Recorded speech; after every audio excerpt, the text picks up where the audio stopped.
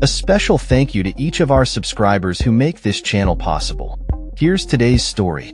In a significant shift within the Federal Emergency Management Agency, FEMA, Acting Administrator David Richardson has officially resigned from his position, as confirmed by the Department of Homeland Security, DHS, on Monday. This decision comes on the heels of mounting scrutiny regarding FEMA's response to recent disasters and the agency's overall preparedness.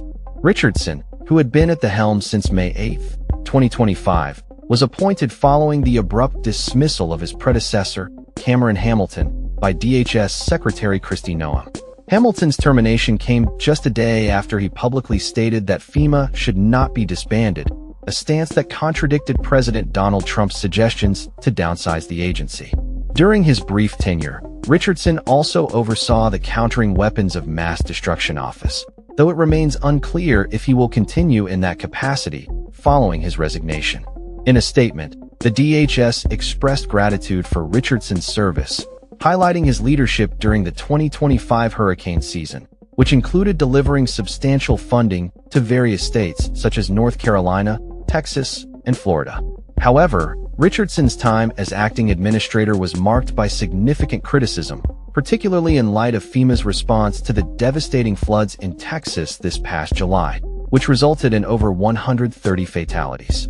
Lawmakers, including Representative Greg Stanton, raised concerns about Richardson's leadership during the crisis, accusing him of failing to adequately coordinate a response while he was reportedly on vacation with his sons.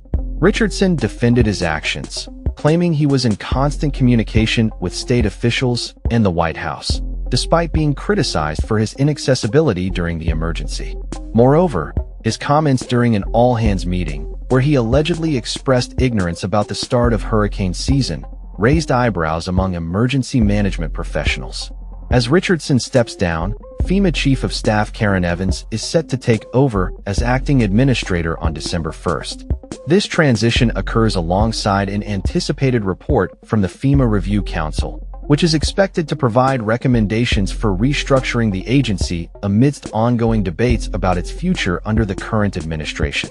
President Trump has previously indicated a desire to fundamentally rethink FEMA's role, with Secretary Noem directing the council to not only evaluate the agency, but to reimagine its purpose entirely.